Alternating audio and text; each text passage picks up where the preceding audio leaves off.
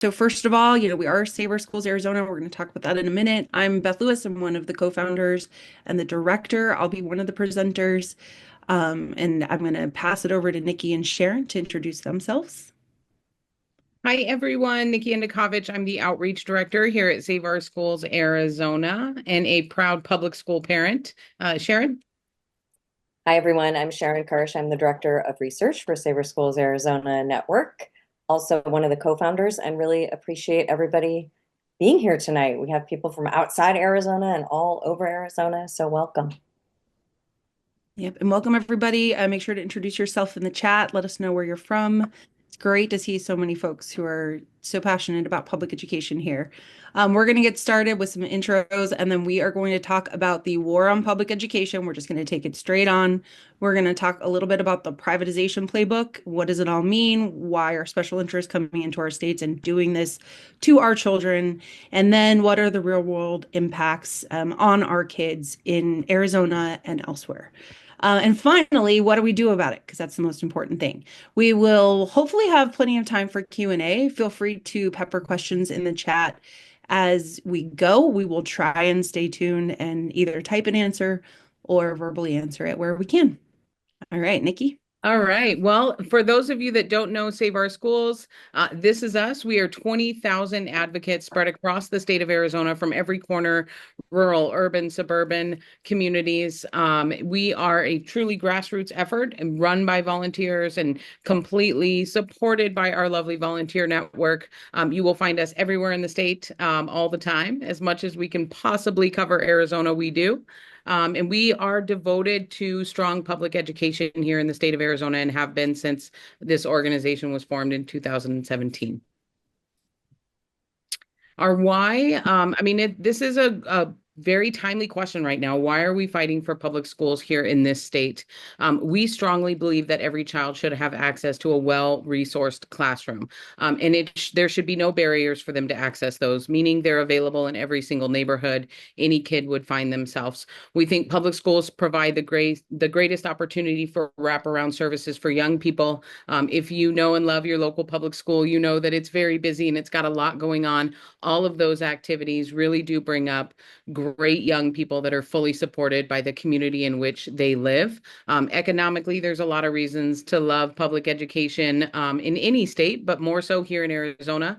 Raise up your property values, keep you safe, improve your local economy. And we believe that the best investment we can make as taxpayers and community members is an investment in your local public school. That money comes back to you in many ways, pays in dividends, if you will. Investing in young people has always been one of the smartest things we can do as taxpayers and community members. All right. So, like I said, we're going to jump right in. We're going to talk about what's going on in DC as it relates to public education and this war that we are seeing on our children, our educators, and public education as a whole. Slide. So, um, I think a lot of folks on this call probably know, but we want to go through a little bit of a timeline so folks know what's happening and how quickly it is happening. So on March 3rd, we saw Trump's pick for the U.S. Secretary of Education, Linda McMahon of WWE fame, confirmed by the Senate on a party line vote. McMahon then wrote to Department of Education employees that day, laying out what she called the final mission for the department. So that day, Project 2025 and everything that it laid out for public education and its dismantling was put into effect. The next week, massive cuts and layoffs took place across the Department of Ed. It was about half of the staff was laid off. Now, mind you, a lot of those folks are attorneys who protect children, right? And people who are working with things like student loans, data collectors, scientists, researchers, people who are doing really important, serious work for kids. This obviously limits the department's ability to do its job and to support our students. So then the next week, we saw on March 20th an executive order to eliminate the Department of Education entirely or to reorganize its functions and its programs. What this means is that $150 billion for our students are now on the line when it comes to federal funding. It also means that um, that the civil protections that the Department of Education provides are at risk. And we will talk a little bit more about that. I do think it's very important to keep in mind every single day that these executive orders are unlawful. It would require an act of Congress to shut down the Department of Education, to reallocate funding, right? To take away funding from our students. And so when you're talking about this in the community, when you're talking about this at the grocery store, church, right, your family picnic, I really want folks to talk about that and to just make sure that folks understand this cannot be done unilaterally by, somebody who is trying to take over public education. So there have been a lot of folks that have asked, it doesn't seem like a big deal. Couldn't we just return this to the states? Why do we need a U.S. Department of Education? And I think there's been a lot of really great information out there. High level, we know that the Department of Education was created in the late 70s. Before that, students with special needs were segregated. They did not have legal protections, right? We know that, before Brown v. Board, and even after, schools were highly segregated by race. So getting rid of the Department of Education is moving us back 100 years. And I don't think anybody on this call, and the vast majority of folks in the US, do not want that. It's really important to know that the Department of Education protects kids with legal protections, right? The lawyers there, when a family feels like their local school is not providing what is prescribed in their child's IEP, they have recourse. Their recourse is to go to the Department of Ed, and those lawyers will help them. That is an incredible service. Those laws might still be on the books, but if there are no lawyers at the Department of Ed to uphold those laws, they're not worth the paper they're printed on. The Department of Ed also distributes critically needed funds. We'll talk a little bit about how that impacts Arizona in a minute. And we all know conducts very critical research and collects really important data. This graph, I think, is really telling.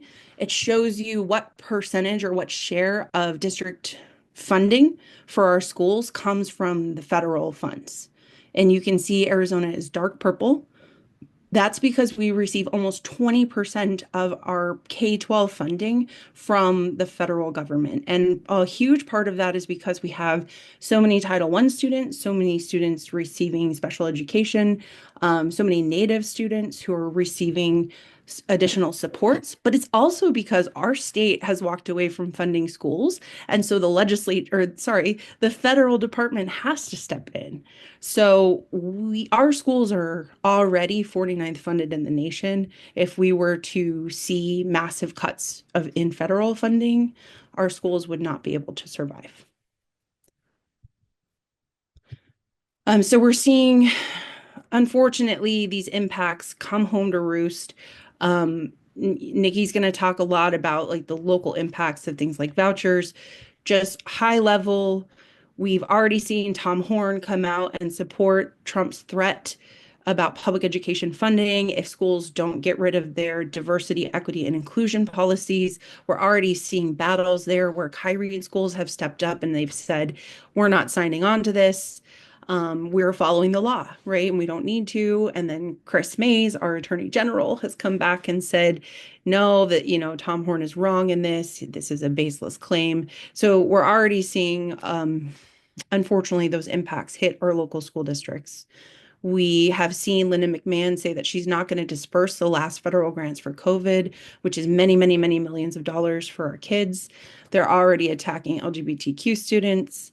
And we're going to talk about block grants, but basically in the budget process, they're trying to reallocate funding for students that need it the most into block grants, which would be returned to our states and probably turned into vouchers. So these are the block grants that I just mentioned. This picture is from Mothers of Massive Resistance. It shows the anti-segregation these vile attacks where their narrative was the same. Why don't we just send it back to the states, right? And so when you hear the administration under Trump saying we're just going to return it to the states, what you really need to think is they're not just talking about money. They're talking about no legal protections, going back to segregation, going back to segregating students with disabilities. We don't want to return it to the states because we need federal oversight. And states like Arizona have proven time and time again that they're not going to be responsible when it comes to public education. And, we know that they're just going to divert these funds to private schools. That's what they do. That's what they've done in Arizona. And there will be most likely a national voucher bill in the budget that Congress is considering and may pass in the next little while here. Federal vouchers would impact Arizona. I get a lot of questions about that. Like, hey, we already have universal vouchers here. What does it matter? It matters a lot because our state can fund a voucher and now families can recoup double. So if you're a billionaire and you're already getting $10,000 per kid from the state, now you can double that with federal funding. This voucher program is set up really horrifically to just be a total tax shelter for the rich. And these are people all across the US, and it is going to accelerate the privatization of our public schools, not only in Arizona, but also across the country.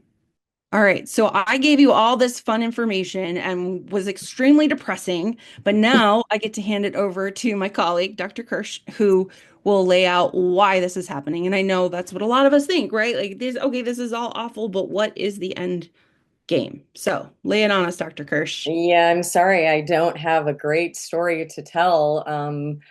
I guess I would say though that, 8.5, almost 9 years ago when Save Our Schools started, and if we had used the phrase war on public education, people would have looked at us like, wait, what? But what we are seeing at the federal level and what Beth just went over, we have been living with in Arizona for over 2 decades. So if you want to go to the next slide, Rachel, we'll talk a little bit about what is the end game, right? And the end game is to privatize public education, to get rid of public education, turn it over to the markets.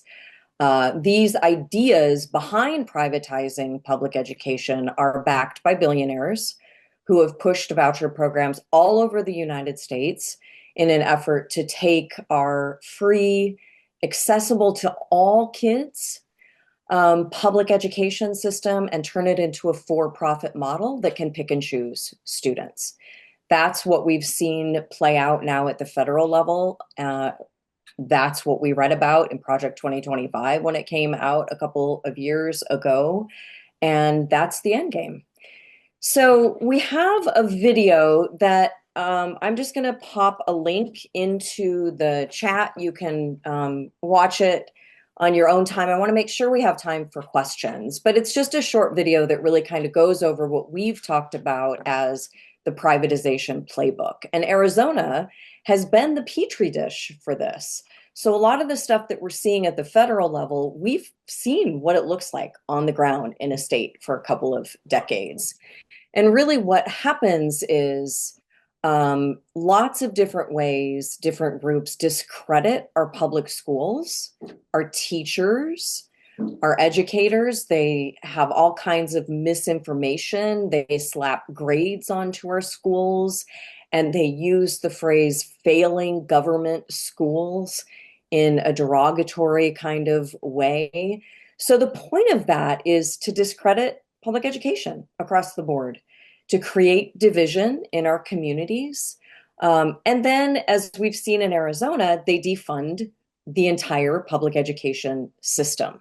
So if we dialed back to the mid-90s, you would find a state right here in Arizona with a pretty robust public education system. We were middle of the pack for all the metrics that we are now at the bottom of the barrel for. And what they do, why they do this, right, is they say, well, look, gosh, your public schools, they're not doing great. You're in the bottom of the barrel. So we need to come up with better options. We're going to offer you all of this quote unquote school choice because the failing government schools aren't meeting the needs of our kids. And so that is the kind of disinformation that is sown across the state and across the nation about public education. And that's really the privatization playbook. And so if you go to the next slide, the form that this takes on the ground in states can vary a little bit. But regardless of the mechanism, if you take public taxpayer dollars and you use that public money to fund private, non-public education, that's a voucher. It gets dressed up in all kinds of fancy language, right? In Arizona, we call our one of kind of our vouchers, ESA vouchers, empowerment scholarship account vouchers, right? And so that's one way of talking about it. Florida calls them Hope scholarships. Other states also use ESA, that acronym, but they just call them education savings accounts. So in Arizona, we have two main mechanisms, two vouchers. We have the ESA voucher, which takes public taxpayer dollars, and it's used to fund private school, micro school, homeschool expenses. Not charter schools, though, because in Arizona, charter schools are fully public schools. It's a whole nother presentation. We can get into that later. But the other main kind of voucher that we have in Arizona are STO vouchers. And that STO stands for School Tuition Organization. And that's a tax credit voucher. And in our state, we have two categories of individual tax credit, dollar for dollar tax credits, and two categories for corporate tax credits. And so on the next slide, you see the story, really the history of this war on public education began in many ways in our state. We were the very first state to have those tax credit vouchers in 1998. We were the state where they came up with the workaround that created ESA, Empowerment Scholarship Account vouchers. And so back in 2009, the state tried to give money directly to a school. And if that school was a religious school, then that was found to be a violation of the separation of church and state. And so they came up with this workaround that now many other states have followed. And that is the Empowerment Scholarship Account, where the money doesn't go to the school, the money goes to the parent. And that's where we get all of this parents' rights rhetoric that comes into play here. But what was sold to us in 2011 as a really small voucher program expanded every single year following. So first it was just kids with really highly specialized needs. Then it was all kids with special needs. Then it was kids from military families, kids in DNF rated schools, kids in a district with DNF rated schools, siblings of all those other eligibility categories, right? Just kept expanding and expanding and expanding until 2018, they, billionaires who are backing this, tried to pass what would have been the country's first universal voucher. And that is any kid in the state would be eligible to take the voucher. And that's when Save Our Schools came into being. And we found out that in our state, citizens are lucky enough to be able to refer on our own bills to the ballot so that voters can say, yeah, we want to expand that voucher program, or no, we do not want to expand that voucher program. And by an overwhelming 2-to-1 margin, voters in our state said, no, we do not want to expand vouchers universally. Every single time a voucher has gone to the ballot in any way, shape, or form, citizens say no. Every single time, every state across the entire United States. And that's because everyday people like us, those of us who are teachers, who have kids in school, who have grandkids in school, who are related to a teacher, like, we actually love public education. Even families who send their kids to private schools, yeah, they want a good, strong public school right there in their neighborhood. Most people support public education, but sadly, some of the people in our state legislatures and our governor, Ducey, then Governor Ducey, pushed through on his way out what became the country's first universal voucher. And that was in 2022. So that's a quick look at that history. I'm going to turn it over to Nikki to talk about what does it look like when a state begins to divert hundreds of millions of dollars away from our public education system and put it in the pockets of parents in ways where we don't know how it's being spent, if it's accountable, if it's not, we just don't know. So Nikki, I'll turn it over to you. Thank you, Sharon. Yeah, so let's talk impact. As I said in the opening slides, we've got a big network here of folks that are laser focused on their local public school. So what's going on in this market currently, and what does that mean for kids?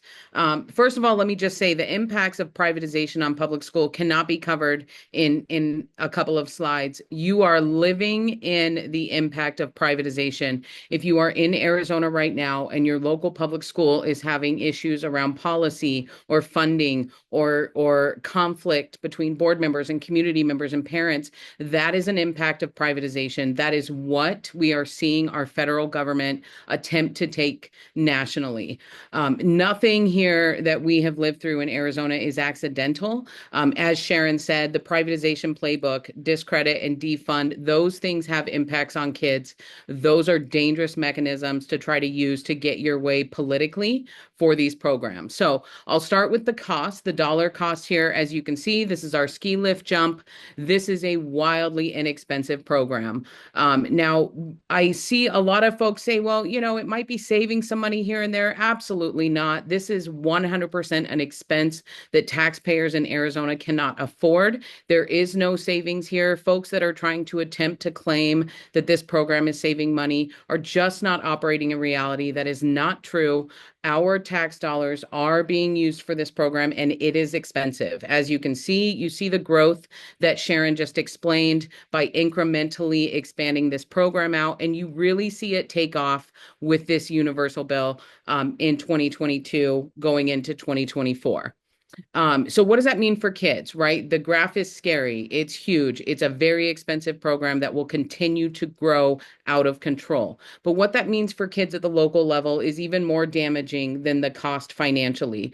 We have children today across the state of Arizona that are funded 49th in the United States. We have kind of stayed at the bottom for a very long time here in Arizona. I haven't seen us get out of the bottom 5 in decades. I don't know that we are making our way towards that with our current leadership. So that leads to a couple of really dangerous things that play out in Arizona's public schools. First of all, you're looking at very large class sizes. If you have been around our public schools recently, you know that Arizona educators are taking on a lot of this, and that translates into large class sizes for them to attempt to manage in this environment. Speaking of teachers, we know that we have been debating Arizona teacher salaries here in the state for way too long. It's too low. The debate is over. We need to properly compensate these educators now. They are leaving our classrooms because of what we have done here in Arizona. A lot of that is pay. A lot of it is working environment. Educators love students and come to work to kind of try to do what they can here. But if we don't give them tools, they're not going to be able to win this fight. The student to counselor ratio is second worst. This is a really scary number given, the climate that we find our young people in and the mental health supports that they need.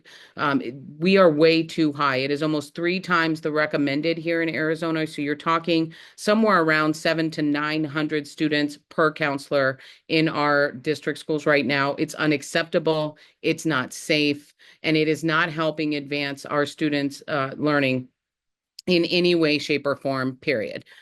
School facilities, I will say one thing that really gets to me about school facilities is this impact is really felt by rural schools and some of our older schools. We have not been maintaining our public school buildings. Those school facility expenses continue to grow.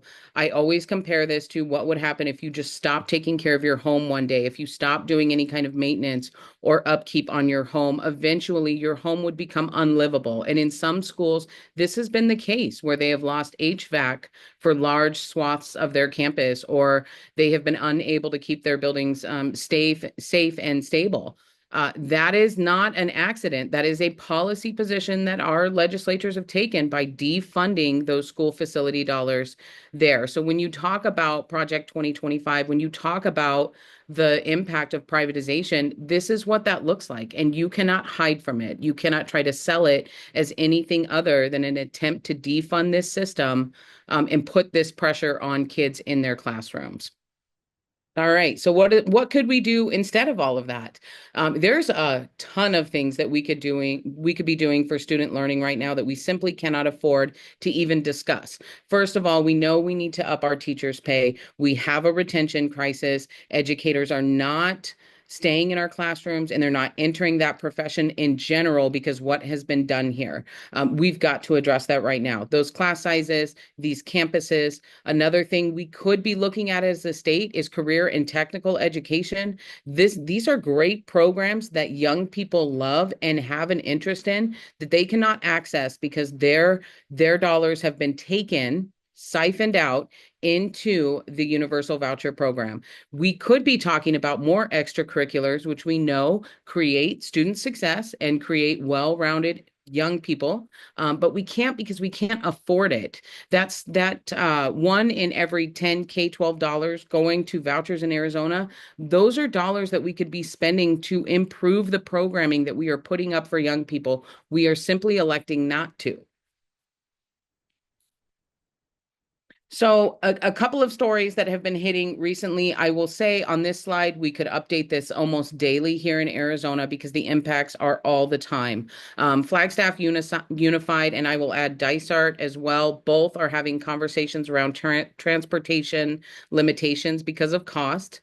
Those districts are going to make bad decisions, make poor decisions, or they're going to have to figure out another way to fund these things. Dysart moved pretty early to get rid of all of their social workers. Again, look at those numbers. That is unattainable. These kids need mental health support. And then, of course, we look at the closures. If you're in Arizona, you have probably noticed there are a lot of conversations since we passed universal vouchers about closing down public school campuses. This is not an accident. School closures are caused by universal voucher programming that defunds public schools. Mesa, our largest school district in the state, is looking at cutting back hundreds of teaching positions.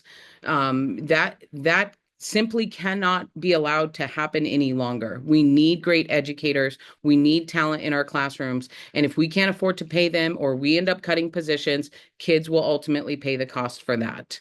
Paradise Valley, also some school closures. I will tell you, in rural spaces, this looks a little different sometimes. Oftentimes, you see your rural campuses moving towards 4-day school weeks, cutting those extracurriculars, looking into consolidation or other things that are just as dangerous that they have been doing for a long time in rural spaces. So the impact is far and wide. You will see this probably every day for as long as we allow this program to defund our public schools.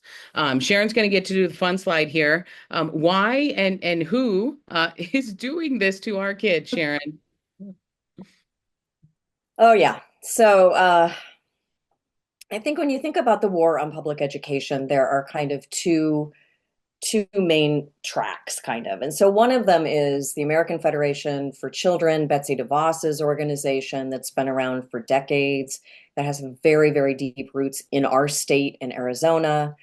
DeVos has wanted to go to vouchers and to, in her words, bring God's kingdom into all of our classrooms. She does not see that as a violation of the separation of church and state. So there's that sort of path. But then there's the, hey, let's just turn this all over to the free markets, and then we'll just have great schools because all the bad schools will just fall off and all the good schools will sort of rise to the top. And so that kind of libertarian free market economic approach comes out of Milton Friedman, who came up with the concept of vouchers in the mid 1950s. And now through organizations like the Americans for Prosperity, the Goldwater Institute, the Institute for Justice, these are the sort of side that kind of pushes this free market approach to the privatization of our public schools. Now, we know what's behind that, right? We've had the Heritage Foundation on this slide for a long, long time.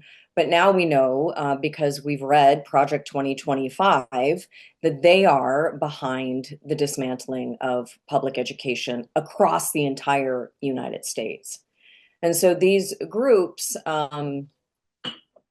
all are working sometimes together, sometimes in tandem, sometimes on their own, at all levels, from school board to state legislative policy levels to now nationally, to dismantle and defund our public schools. I could say a lot more, so if I missed anything, you guys can pipe in. But I think, is this my slide still? Yeah. I think when we think about school choice, and it sounds good, right? Hey, why be good? Everybody's going to have some choice. But I think it's really, really important to think about, well, wait, who gets to choose? Because public schools open their doors to everyone, right? Um, but when you look down into the data, the families who actually exercise quote unquote school choice tend to be higher income households, those who already had kids in private schools or were already homeschooling their kids, families who tend to live in suburban areas, not rural areas, because sometimes the only choice rural families have for their kids is the public school right there in their community. And so what we've seen in Arizona, and just start noticing, those of you who are from Arizona, when you're driving around, the pop-up private schools in our, I have many near where I live down here in Central Phoenix, and they're private schools that pop up in strip malls, not regulated, right? And so really, I think it's important when you hear school choice to think actually it's the school's choice, because private schools can just say no. They don't even have to give you a reason. They can just say no. And so on the next slide, I think we see this even more clearly, because a public school, if a kid takes a voucher and goes to a private school and they decide they don't like it, guess what they do? They go back to the public school, because the public school accepts all students. Doesn't matter if you have special needs, if you have an IEP or a 504 or your ELL, our public schools feed our kids. They provide transportation for our kids. They hold open school board meetings. We know all kinds of stuff about what goes on in our public schools, right? We know who's teaching there. We know they're following state standards. They publish their curriculum. We know academically how the kids are doing. They meet all kinds of safety standards. And private schools, nope, they get to pick and choose their students. They are not required, and they often choose not to serve kids with disabilities or English language learners. They are not required to provide transportation or to feed kids or to hold open meetings, right? So we often have very little information on how kids are doing academically, how administrators are being paid, right? We don't know. And we also don't know, like, if the kids are safe, because there are often not even very basic safety accountability measures required at private schools or micro schools. All right. So before we get into all of the next steps and all the ways that you all can fight back, I just kind of wanted to tie everything together. I know that was a lot of information. So many of you have been with us every step of the way, and you could write this presentation, and then we have so many new folks coming in. And so we really appreciate the time to just go through all of it. And I think after seeing these slides, I really hope that you understand that, we are living in Project 2025, right? The plans that they said they would put in place are more than being put into motion. They are off the tracks and going. In Arizona, this is no surprise to us, right? We've been living in this for decades. We've been watching our public schools be defunded by billionaires and special interests and the oligarchs. So it's really no surprise to us when we see them take what Sharon explained to you all, the privatization playbook, and to, you know, pass it on all of these other states and then force it into DC and rein it back onto the entire country. We know that it's all by design. We know that the Heritage Foundation and all of the people Sharon talked to you about have been marionetting this for a long, long time. And this is the moment that they've been waiting for, and we cannot let them be successful. Our public schools can hold because we have tremendous educators. We have incredible students. We have some people in our state who have some amount of power who are going to help us hold on. But most importantly, it's because we have you. And so gathering this information, reading the articles that folks are putting in the chat, reading the SOSAZ Substack, getting your hands on information is so critical right now, because if you're here, you are 99% chance, a very trusted person in your community who people look to for information about education. So we need you to talk to your friends, family, and neighbors and help them to connect the dots. Because like Sharon said, people used to think we had tinfoil hats when we said there's a war on public education. Now people see it, they understand it, but they don't understand the nuts and bolts of how it's happening or why. So we will send this out. We really hope that you all will take another listen, reach out to us with questions, and take these next steps that Rachel is going to give us. Hi, everybody. I'm Rachel Clausen. I'm the Digital Organizing Director with Save Our Schools Arizona Network. And we want folks to know that we absolutely believe that we can stop what is happening. And we have seen that play out in real time because of the supports of public education supporters, parents, community members. And so we have a couple of ways that you can plug in and be a public school advocate with us. And give my slides just a minute. There we go. So we have two easy tools that you can use. And appreciate Beth, if you wouldn't mind dropping them in the chat real quick. We have our email tool, which is you can also type into your URL or your browser, bit.ly/save USED department, or you can use our call tool as well. These things being really just about wanting to protect public education as an institution, as the bedrock of our democracy. I was a former history teacher and absolutely believe that in my bones that that's true. And so you can use these two easy tools right now to be able to make your voice heard and known. What else can we do? So here in Arizona, Save Our Schools Arizona, we have our local community action teams who we lovingly refer to as CATS. They are regional teams and they are led by incredible coordinators that are local to those communities.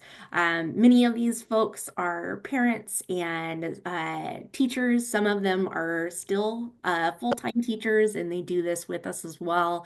And they help to lead and guide individuals in their communities about how they can take action locally at the school board level, and then as well at the state level and beyond. Make sure that you're signed up for our weekly newsletter where we provide information about bills that are going through the legislature, as well as any education news that is relevant to Arizona. You can get involved in your local school board or follow up what's happening with the Arizona Department of Education as well. We also have other ways you can plug in as well. We are just started registering voters. Excuse me, I should say, we just reopened or restarted phone banks to register voters who were kicked off the voter rolls. And so you can help to get folks back on the voter rolls. You can testify in support of our schools or support pro-public education officials and candidates. It's really hard time to be a school board member as well as any elected official who loves public education right now. And so I know that they really appreciate it when they know that their community has their back. And just so you know, we are definitely an organization where we encourage folks to plug in as you're comfortable. Hey, we get it. We are parents. We, have lives. We know that it's really difficult to plug in. And so whatever you're willing to give us and our communities, we are happy to help facilitate that. So if you want to sign up to be a volunteer, you can scan this QR code or go to this bit.ly link and get signed up directly to volunteer, and you'll be connected to your community action team coordinator. who they also send out regular communications about things that are happening locally. Sometimes that's just a coffee hour, but a lot of times that's, hey, we're taking this action at our local school board, or we're getting together for to support teachers in this community and so forth. One thing we really want to stress too is that if you thought any of the information in this presentation was helpful or persuasive or important, we really, really would love to present to a group in your community, any group that you are affiliated with. We travel the state to the far corners of the state to present to small groups of friends informally, or to church groups, political groups, organizational groups, clubs, if whatever sort of group you can imagine, we've likely presented in front of. So you can go to sosAZnetwork.org/roadshow and request a presentation. Even if your group can only give us 20 minutes or so, we can make that happen. We can also do virtually. So we hope that if you found any of this information important, that you can take this to some folks that are local to you and say, hey, we should have Save Our Schools Arizona Network come and present to us. And then lastly, we are a grassroots organization, and we have a goal of what we call our 1,000 Strong for Public Education program. We'd love to have 1,000 sustaining monthly donors, whether that is, just $5 or $20, $50 or more. Whatever you're willing to give can help us sustain our work. The weekly reports that we put out, all of the sort of infrastructure, being able to pay our incredible coordinators, and so on. So we hope that one of these actions that we've listed here is one way that you feel like you can plug in with us.